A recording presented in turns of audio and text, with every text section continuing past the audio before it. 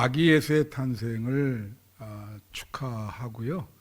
오늘은 그 아기 예수의 탄생을 축하하는 성탄 주일이고요.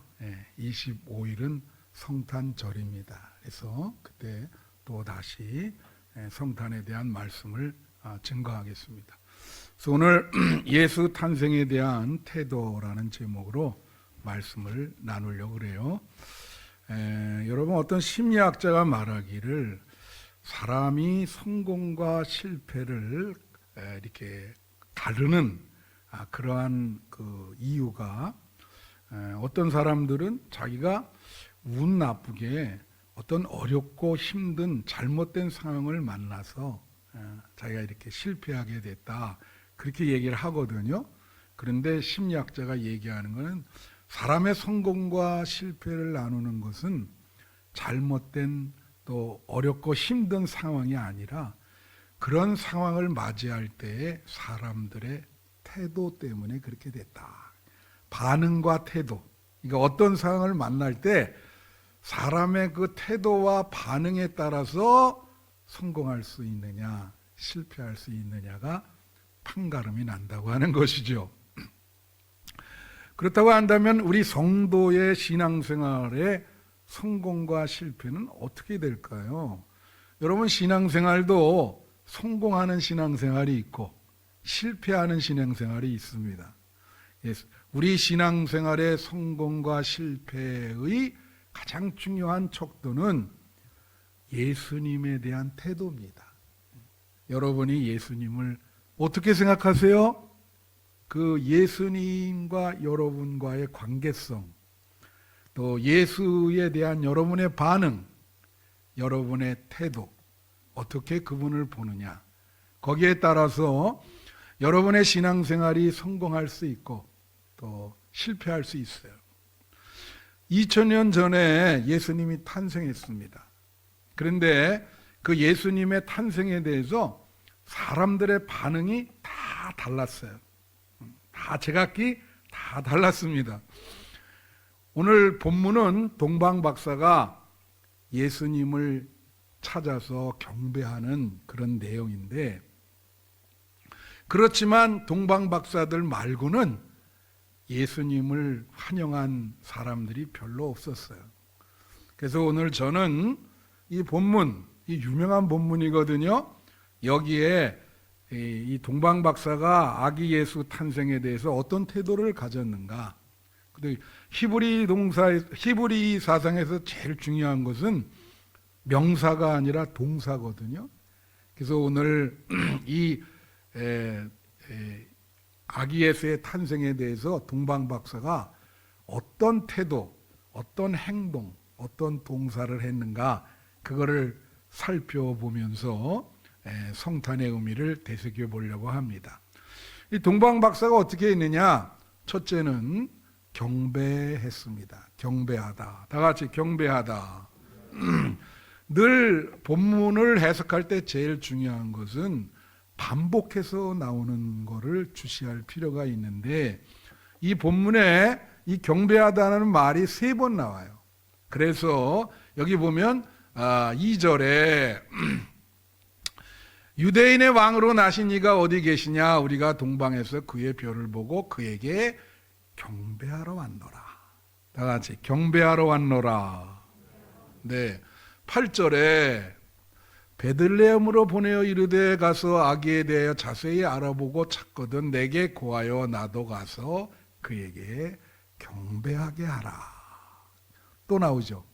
11절에 집에 들어가 아기와 그의 어머니 마리아가 함께 있는 것을 보고 엎드려 아기께 경배하고, 이렇게 3번 나옵니다. 이 경배하다가 이제 헬라어로 프로스퀴네오라는 말인데, 이 말은요, 경배하다는 말도 있지만 예배하다는 말도 있어요. 똑같은 말이에요. 경배하다와 예배하다. 여러분, 오늘 아기 예수님이 우리가 예배할 때 여기에 탄생하시기를 기원합니다. 여러분의 마음에 탄생하기를 기원합니다. 여러분 가정에, 여러분 사업터에 탄생하기를 축원합니다. 우리 성탄절은 뭐예요? 아기 예수께 경배하는 거예요. 예배 드리는 거예요. 그래서 여러분은 제대로 지금 동방박사의 마음을 가지고 예배를 드리고 있는 것입니다. 근데 아기 예수님이 탄생할 때 특별히 다 이렇게 경배하는 마음을 가진 게 아닙니다. 우선 그때 당시 왕이 헤롯이었는데 헤롯은 어떤 마음을 가졌는지 2장 13절에 보면 나와 있어요. 그들이 떠난 후에 주의 사자가 요셉에게 현몽하여 이르되 헤롯이 아기를 찾아 죽이려 하니. 헤롯은 예수님을 죽이려 했습니다. 여러분 왜 죽이려 했을까요? 헤롯에게는 권력 욕망이 있었어요. 그래서 자기가 왕인데 예수님도로 왕이 났다 그러니까 해 아래 왕이 2명이 있을 수가 없잖아요. 예. 그러니까 죽여야 된다. 그 욕망, 이 권력 욕구, 이것 때문에 평화의 왕으로 오시는 예수님을 죽이려 했다. 오늘날도 이 욕망이 너무 지나친 사람들은 자꾸 예수님을 제거해라 하려 그래. 마음을 비우셔야 예수님을 환영할 수 있습니다. 할렐루야. 헤롯 왕이 그런 사람이에요. 또 그때 당시 예루살렘 주민들은 어땠는가? 3절에 보면 나와 있어요. 헤롯 왕과 온 예루살렘이 듣고 소동한지라. 다 같이 소동한지라. 소동하다는 말이 타라소라는 말인데 이게 막 어수선하다, 뒤흔들리다, 막 사람들이 막 그냥 쉽게 말하면 시끌벅적한 거예요.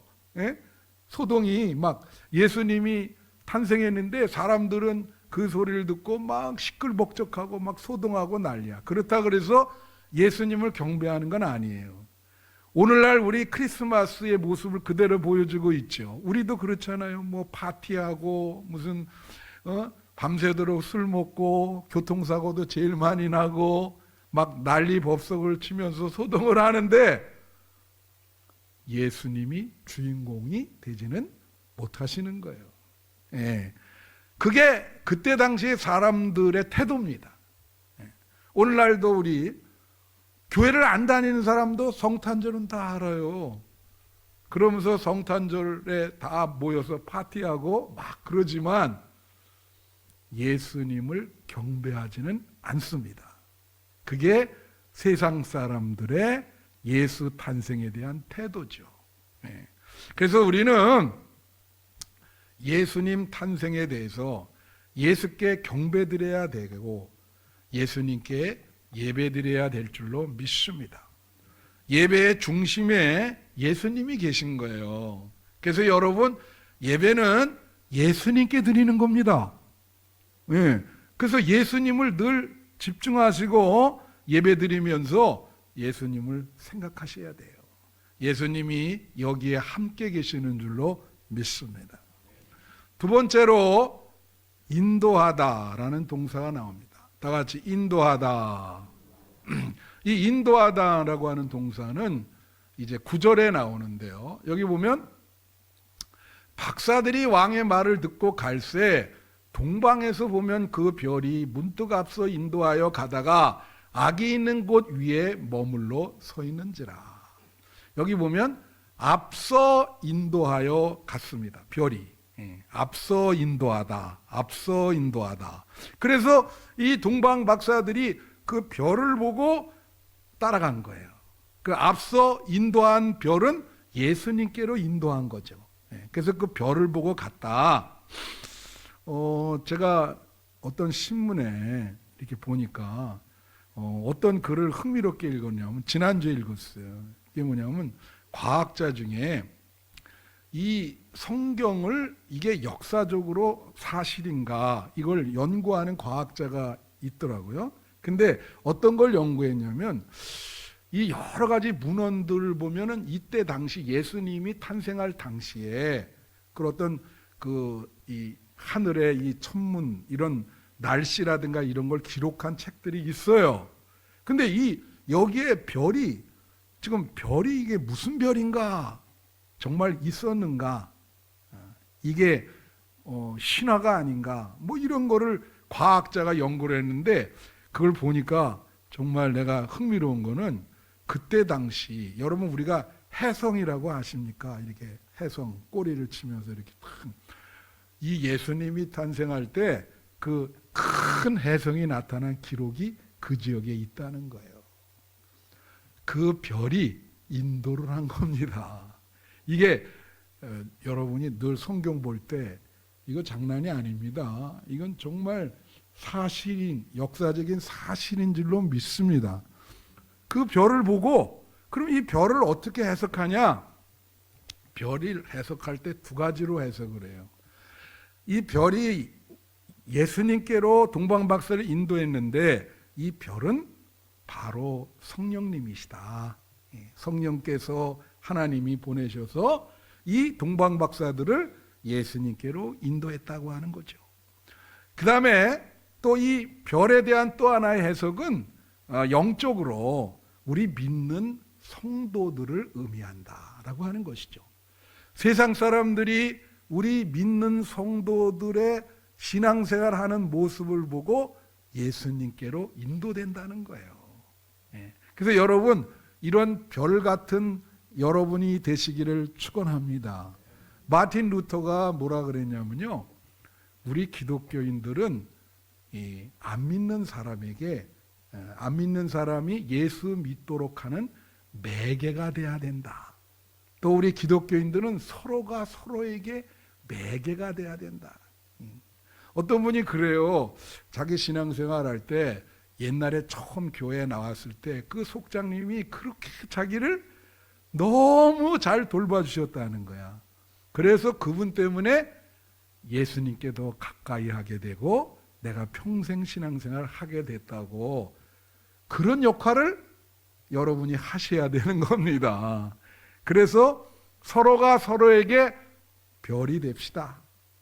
나의 모습을 보고 예수님을 이렇게 바라보게 되고 예수께도 가까이 갈 수 있는 그러한 성도들이 돼야지요. 그런데요, 그러면 우리 말고 세상 사람들은 예수 믿는 사람을 볼 때 어떤 상태가 되면 그 사람들이 우리를 보고 교회를 나올까요? 그거는 제가 생각할 때는 여러분이 예수 믿고 행복하고 아주 마음이 평화롭게 살면 됩니다. 다른 거 필요 없어요. 만약에 여러분이 예수 믿고 정말 행복하다, 그런 모습을 이렇게 보여주면, 그 사람들이 여러분 보고 저 사람 뭐 있길래 저렇게 날마다 저렇게 얼굴 모습이 늘 웃고 기쁘고 평안한지 나도 한번 가보고 싶다. 옛날에 내가 상하제약이라고 여러분 아세요? 옛날엔 제놀파스라고 나왔는데 거기 가서 일주일에 한 번씩 거기 크리스찬 모임이 있는데 성경 공부를 인도했어요. 그래서 거기에 한 5년 동안 그렇게 인도를 했는데 어느 부장님이 교회 안 다니는 사람인데 갑자기 나왔더라고. 그래서 내가 물어봤죠. 어떻게 나오셨습니까? 그랬더니 아니 여기 뭐 비밀 모임처럼 맨날 모여서 그렇게 공부를 하는데 자기가 이렇게 보니까 전부 사람들이 막 웃고 너무 행복해 보인다는 거예요. 그래서 나도 한번 좀 다가가지고 그분들 그 행복해하는 거 나도 좀 참여하고 싶어서 나왔다고. 그 얼마나 할렐루야 아닙니까? 그게 자연스럽게 그 부장님이 기독교인이 됐어요. 그래서 옛날 기억을 떠들이는데 제가 거기 참 상하제약 지금은 모르겠습니다. 하여튼 그렇게 5년 동안 인도한 적이 있어요. 그래서 여러분 우리가 행복하게 살아야 됩니다. 그래야 세상 사람들이 여러분을 보고 예수를 믿게 되고 여러분 때문에 예수께 인도를 받게 되는 거예요. 근데 여기 보면 또 무슨 얘기가 있냐면 그 별이 문득 앞서 인도하여 가다가 아기 있는 곳 위에 머무른 겁니다. 이 아기는 예수님이에요. 그러니까 예수님이 태어난 그 이 자리에 정확히 위에 더 앞으로 가지도 않고 뒤로 가지도 않고 딱 가리키면서 그 위에 중심을 잡고 딱 서 있는 거예요. 예. 그래서 저 밑이 예수님이 계시는구나. 우린 이걸 뭘 알 수 있어요? 여러분, 우리 기독교의 중심은 아까도 얘기했지만 예수 그리스도십니다. 그렇죠? 정확히 우리는 그 예수님을 가리키고 있어야 돼. 딱 거기 위에 더 앞서가지도 않고 뒤로 가지도 않고 예수님을 가리켜야 된다. 옛날에 그 서울대 그 사회학과 교수였던 그 한환상이라고 여러분 아실 거예요. 그분의 책이 뭐냐면 예수 없는 교회입니다. 예. 참 그 제목이 그렇죠. 여러분 잘못하면은 예수 없는 교회가 될 수 있어요. 예수 없는 기독교회, 예수 없는 한국교회, 이거 될 수 있죠. 그분은 이제 학자니까 그런 걸 이제 비판을 한 거예요. 여러분, 우리 교회에 예수님이 중심인 줄로 믿습니다. 정확히 우리 비치고 있는 거예요. 중심. 기독교의 중심은 예수님인 거예요. 그 샤를르드 후코라고 하는 사람이 있어요. 그분이 뭐 여러 책을 쓴 사람인데 그분이 이런 얘기를 했습니다. 무슨 얘기를 했냐면 기독교인이 가장 하기 어려운 것은 예수님을 진짜로 믿고 영접하는 것이다. 그거예요. 가짜가 많다는 얘기죠. 얼마나 역설적인 얘기입니까? 기독교인이 제일 하기 어려운 것은 예수를 진짜로 믿는 일이다. 예수를 진짜로 믿고 영접하는 일, 그게 기독교인이 하기가 제일 어려운 것이다. 가짜가 많다는 거예요. 여러분 신앙생활의 중심에 예수님이 있기를 축원해요. 진짜 기독교인이 되기를 바랍니다. 이게 정확히 예수를 가리키고 있어. 중심에. 시작도 예수, 과정도 예수, 결과도 예수요. 우리의 기독교의 중심은 예수님이십니다. 이 아기 예수의 탄생을 기뻐하면서 여러분에게 말씀을 드리고요. 세 번째, 기뻐해야 한다. 이 동사는 2번 나와요. 이게 10절에 나오는데 보면 그들이 별을 보고 매우 크게 기뻐하더라. 기뻐하다라는 게 2번 나온다. 동사가 2번 나오는 건 뭐죠? 강조하는 겁니다. 예수님의 탄생이 큰 기쁨이 됐다.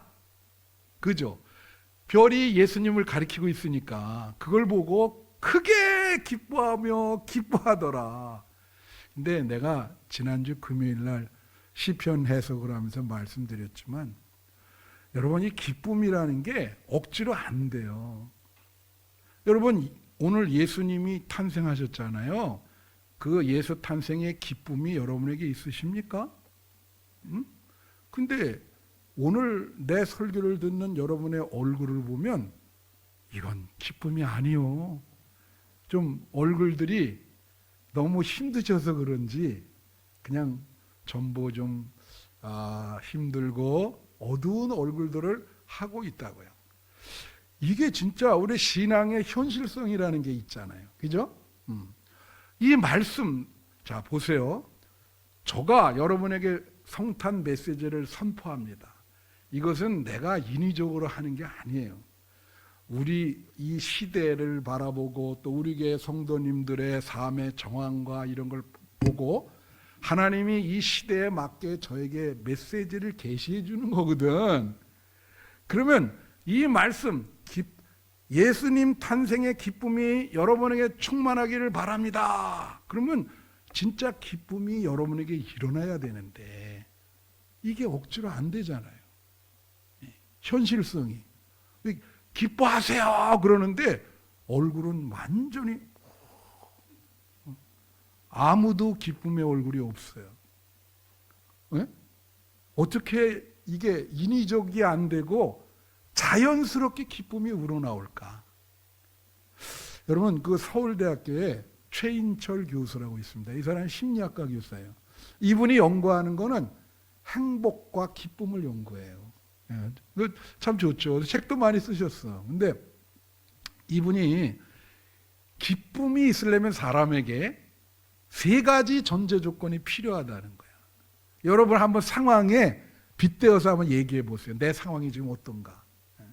그 첫째는 뭐냐면 이분이 얘기하는 건 자유가 있어야 된다는 거예요. 자유가. 사람은 자유가 있어야 기뻐합니다. 억지로 하는 거는 기쁨이 아니요. 여러분 북한 애들 보세요. 너 지금도 이렇게 TV에 가끔 나오면 그 최고 존엄이라 그러잖아. 인간인데 그 뭐 오면은 우리는 그냥 뭐 대통령님이 오십니다. 그러면 그냥 예 이렇게. 걔는 어떻게 하죠? 최고 존엄이 옵니다. 그러면 이게 너무 지나쳐. 이거 왜 아니 이렇게 하면 되는데 이거 막 울어. 그러고 막 왜 박수 치는데 울어요. 와. 왜 그럴까? 왜 지나칠까? 안 하면 죽잖아요. 딱 보면 얼굴 표정만 봐도 알 수 있어. 이 사람이 기쁜가, 지금 상황이 어려운가. 그래서 난 주일날 되면 여러분 얼굴을 자꾸 봅니다. 이렇게. 우리 교우들이 지난 일주일 동안 어떻게 지냈는가. 얼굴이 왜 저러지? 억지로 하지. 억지로는 안 돼. 자, 어떤 사람이 말해 여행을 갔어요. 자기가 자유롭게 가고 싶어서 갔으면 기쁨이 있어. 회사에서 출장을 보냈다. 여행을. 무슨 계약을 성사시킨다. 그 여행이 무슨 기쁨이 있겠어요? 밤새도록 야 이거 어떻게 해야 되지? 오늘 예배에 나오셨어. 할렐루야. 우리 장재훈 집사님 한 달 만에 뵈서 반갑습니다. 예. 근데 제가 말씀드리는 거는 억지로 나오셨어요? 아니면 원해서 나오셨어요? 억지로 나왔으면 예배에 기쁨이 없어요. 하기 싫은 걸 억지로 하니까. 근데 야 예배 가는 게 즐거워. 오늘 예수님 본다. 예? 누구 성도님들도 보고 그렇게 원해서 나오셨으면 기쁨이 충만한 겁니다. 그렇잖아요. 아이고 뭐 일주일에 한 번 드리는 예배도 너무 힘들어해. 아이 그렇게 가지고 어떻게 은혜를 받으시겠어. 신앙생활 그렇게 하면 정말 힘들죠. 억지로 하니까. 네? 예배 시간에 적어도 기다려지고 네? 가서 하나님 뵙는구나. 자유가 있어야 기쁨이 있는 거예요. 루터라고 하는 사람이 그리스도인의 자유라는 책을 썼는데 그리스도인은 예수를 믿으면서 모든 것에서 자유롭게 됐다. 그래서 기쁨이 충만해야 된다. 그렇게 얘기를 한 거예요. 여러분에게 이 자유의 기쁨이 있기를 축원해요. 그리고 최인철 교수가 그게 첫째가 자유고 두 번째가 뭐였냐면 인정받는 거였어요. 여러분, 사람은요, 내가 살아있는 것을 다른 사람이 인정을 해주면 기쁨이 있습니다. 투명인간이 아니잖아요. 아니, 사람이 오고 갔는데 뭐 오고 갔는지 인사도 없고 서로 그건 투명인간이야. 살아있다는 것을 인정을 못 받잖아요. 내 존재 자체가 기쁨이 돼야 되는데 여러분 바늘방석에 앉아있다는 말이 있잖아요. 이거 내가 여기 있을 때가 아닌데 식사 초대를 못 받았어. 근데 갔어. 그게 바늘방석이지. 그렇지 않아요? 이게 되게 중요한 거예요. 여러분, 예수님이 왜 우리에게 기쁨을 주는가? 여러분들이 세상 살면서 무시당할 때가 많아요. 인정 못 받을 때가 많지. 사람들 사회가 경쟁 사회이기 때문에 그래요. 근데 세상에서 무시당해도 이 교회에 오면 예수님은 여러분을 귀하게 여기세요. 귀하게 여기신다고. 예? 정말이에요. 한 영혼 한 영혼을 귀하게 여기기 때문에 예수님이 인정을 해주는 거예요. 주로 복음서에 나오는 사람들 다 그래요. 병에 걸린 사람들, 과부와 고아와 다 예수님 만난 사람들은 다 그런 사람들이야. 예수님이 손잡아주고 인정해주고 넌 귀하다. 우리 옥하는 목사라는 분이 성도 예수 믿는 걸 미쳤다 이렇게 미친 거에 비유를 했거든요. 근데 그분이 그런 얘기를 했어요. 제자 훈련을 시키는데 한 영혼, 한 사람 제자 훈련 시키잖아. 그리스도의 제자로 만드는데 자기는 그 영혼, 그 한 영혼에 미치고 싶다는 거야. 이 한 영혼이 얼마나 귀중한가. 이 영혼을 위해서 자기는 미쳤다 이거지. 이 제자로, 참 제자로 만들기 위해서 자기는 그 영혼을 위해서 미쳤다. 예수님은 여러분을 위해서 십자가를 지신 거예요. 그 예수님이 오십니다. 그거는 여러분을 귀하게 여기시고 인정, 교회 오면 그래서 다 인정받는 거예요. 다 귀한 거예요. 예. 그리고 이 최인철 교수가 마지막으로 우리가 기뻐하려면 뭐가 있어야 되냐면 관계를 얘기했어요. 다 같이 관계.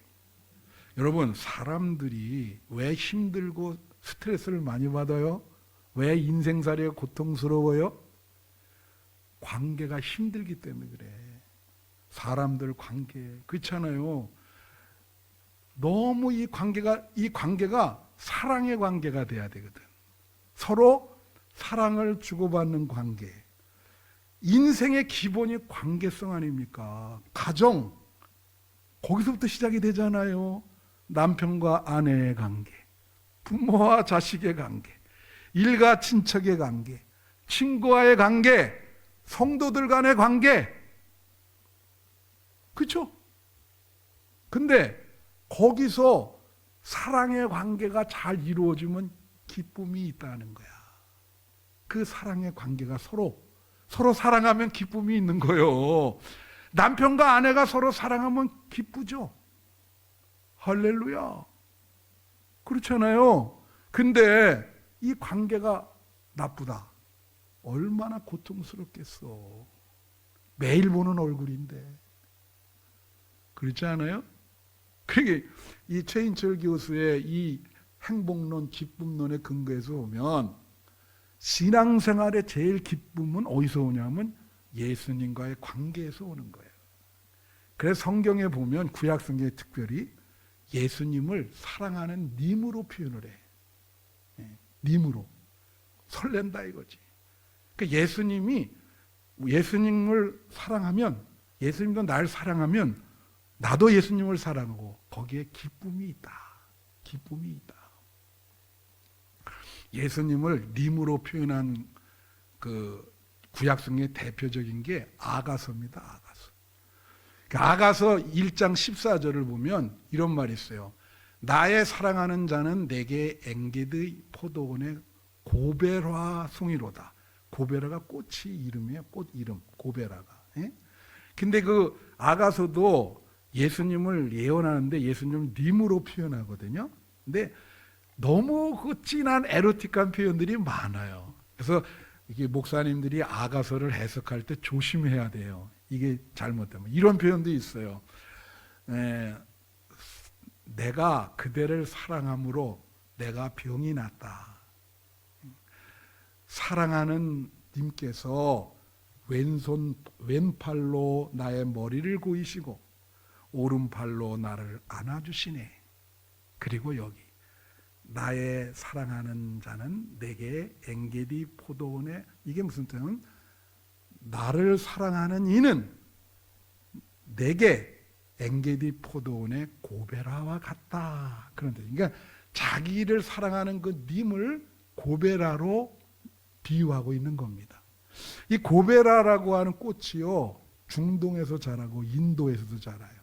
히브리어로는 코페르라 그러거든요. 이 고베라를 코페르, 다 같이 코페르. 이 코페르는 세 가지 뜻이 있어. 잘 들으세요. 하나는 무슨 뜻이 있냐면 노아 방주에 짓고 겉으로 역청으로 발랐거든요. 그 틈을 때우기 위해서. 그 역청이 코페르예요. 배를 이렇게 다 짓고 겉에 칠할 때 그걸 코페르, 그거 역청이라 그래. 그 다음에 기독교 핵심 개념이 뭐예요? 속죄와 용서. 이 코페르에 속죄와 용서라는 개념이 있어요. 용서하다. 죄를 사하여 준다. 그 다음에 이 코페르에 또 하나의 뜻이 있는데, 이 코페르, 이 고베라 꽃은 무엇에 쓰이냐면요, 여러분 그 염색약 중에 헤나라고 아세요? 염색 안 하는 분들은 모르시는데 우리 집사람은 알더라고. 헤나 염색약을. 이게 이 꽃으로 쓰는 거예요. 이걸 해서 이걸 빻아가지고 염색약을 써요. 화장품 분으로도 써요. 이게. 근데 세 가지 공통점이 뭐예요? 이 아까 배를 칠하고, 그 다음에 속죄, 그 다음에 염색약, 화장품 분. 공통점이 뭐냐면 덮어주는 거예요. 덮어주는 거에 공통점이 있어요. 배의 흉악한 모습을 겉을 칠해줌으로 본 모습을 덮어주고, 속죄라는 게 뭐죠? 죄를 덮어주는 거예요. 화장품, 분, 염색약은 얼굴을 덮어주고 머리카락을 덮어준다고. 야, 화장전과 화장후가 왜 이렇게 다른지요? 놀라울 정도에 덮어주잖아. 이거 다 싹. 그러니까 뭐냐면 이게 내 사랑하는 님이 고베라 꽃송이라는 말은 예수님이 나의 님인데 그분이 오시면 내가 어떤 존재이든 간에 나를 품어주시고 안아주시고 내 죄를 덮어주시고, 내 추한 모습을 다 덮어주시면서 안아주신다는 거예요. 할렐루야. 그 예수님을 붙들으셔야지. 인생에 얼마나 우리가 부족하고 실수가 많고 추한 면이 많습니까? 예수님이 오셔서 다 여러분을 안아주시겠다는데, 품어주시겠다는데, 덮어주시겠다는데, 예수를 마음에 품는 기쁨이 있는 거예요. 할렐루야. 예수의 기쁨이 여러분에게 있기를 축원해요. 그 다음 마지막입니다.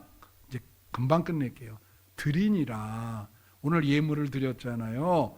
이게 11절에 있습니다. 넷째로가 드리니라인데, 여기 보면 집에 들어가 아기와 그의 어머니 마리아가 함께 있는 것을 보고 엎드려 아기께 경배하고 보배압을 들어 뭘 드렸죠? 황금과 유향과 모략을 예물로 드렸습니다. 물론 이 황금과 유향과 모략을 이게 상징이거든요. 우리가 여러분이 예물을 드릴 때 뭐 헌금을 드리지만 여기는 헌금이 문제가 아닌 거예요. 예수님께 뭘 드렸냐면, 이게 영적으로 해석하면 황금은 뭘 말하냐면요, 우리가 성경에 정금 같은 신앙이라 그래요. 금이라고 하는 것은 여러분의 믿음을 말하는 겁니다. 아기 예수께 예수님께 뭐라 그랬냐면, 예수님, 저는 평생 예수님을 믿겠습니다. 그 믿음을 드리시는 여러분 되시기를 바라요. 유향은 뭘까요? 이거는 향기입니다. 향수로도 쓰이고. 향기 알죠? 이 향수, 고린도전서에 보면 이 향기, 그리스도인이 향기가 있어야 된다, 그런 말 나오거든요. 이건 뭘까요? 성도가 신앙생활을 말씀대로 잘 해서 인품이 뛰어나, 그래서 사람들에게 자꾸 이렇게 아주 진한 향을 내는 거예요. 그래서 그 향을 보고 참 좋은 냄새 납니다. 우리가 세상에 썩은 냄새를 풍기면 안 되잖아요. 여러분이 예수님에게 약속하기를, 예수님, 저는 예수님을 믿어서 이 세상에 좋은 향기를 퍼뜨리게 하겠습니다. 그렇게 드리는 겁니다. 그 다음 마지막 몰약은 뭐죠? 몰약은요, 시체를 썩지 않게 하는 방부제입니다. 그 시체에 발라요. 이게 영적으로는 십자가와 부활을 의미해. 그렇지만 이 몰약은, 우리가 몰약을 드린다는 것은 예수를 위해서 어떤 희생과 그것도 감사하겠다. 주님을 위해서 정말 목이라도 내놓으라면 내놓겠습니다. 헌신하겠습니다. 그 희생을 약속하는 거예요. 그래서 이제 말씀이 끝났습니다. 이 마지막 동사가 드린다. 뭘 드리시겠어요? 주님이 말하는 거는 이 헌금, 그거 이상이에요. 여러분이 그걸 해서 역할을 다 했다고 생각하시면 안 돼. 예수님께 여러분의 평생 믿음을 드리시고 말씀대로 사는 향기를 드리시고 목이라도 내놓을 수 있는 그리스도를 위해서 희생과 헌신을 드리시는 여러분이 되시기를 축원합니다. 아기 예수의 탄생이 여러분의 삶과 가정과 사업터와 우리 교회, 온 세상, 전 세계에 충만하기를 기원합니다. 기도하겠습니다.